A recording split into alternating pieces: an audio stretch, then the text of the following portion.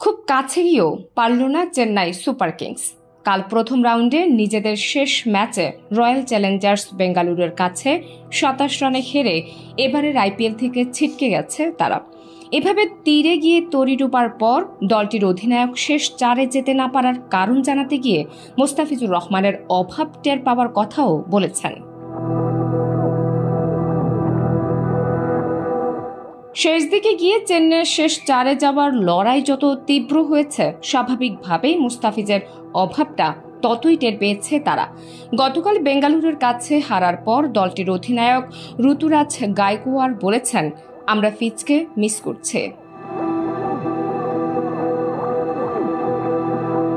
মুস্তাফিজকে তো মিস করবেই চেন্নাই। বৃষ্টির কারণে ভেজা কন্ডিশনে কাল টসে হেরে বেঙ্গালুরু ব্যাটিংয়ে নেমে ২০ ওভারে ৫ উইকেট হারিয়ে ২১৮ রান তুলেছে।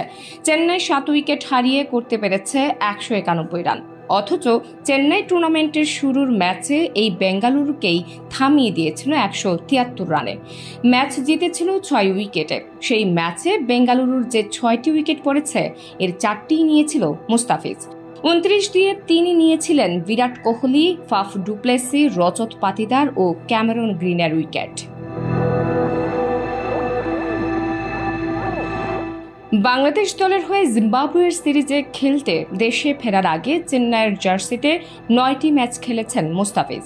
এই ৯ ম্যাচে ২২.৭১ গড় আর ৯.২৬ ইকোনমিতে ১৪ উইকেট নিয়েছেন। চেন্নাই দলে এবারের আইপিএলে তার চেয়ে বেশি উইকেট পেয়েছেন মাত্র একজন, ভারতীয় পেসার তুষার দেশপান্ডে। দেশপান্ডে ১৩ ম্যাচ খেলে নিয়েছেন ১৭ উইকেট।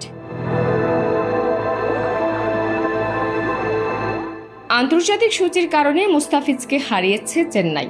এছাড়া দলটিতে ছিল চোটের সমস্যা। কাল বেঙ্গালুরুর কাছে হেরে যাওয়ার পর সেটিও বললেন গায়কোয়াড়। চোটের কারণে কনওয়েকে পায়নি, এটা পার্থক্য করেছে। পাতিরানার চোট ছিল, দলে যখন চোট থাকবে স্কোয়াডে ভারসাম্য আনা কঠিন।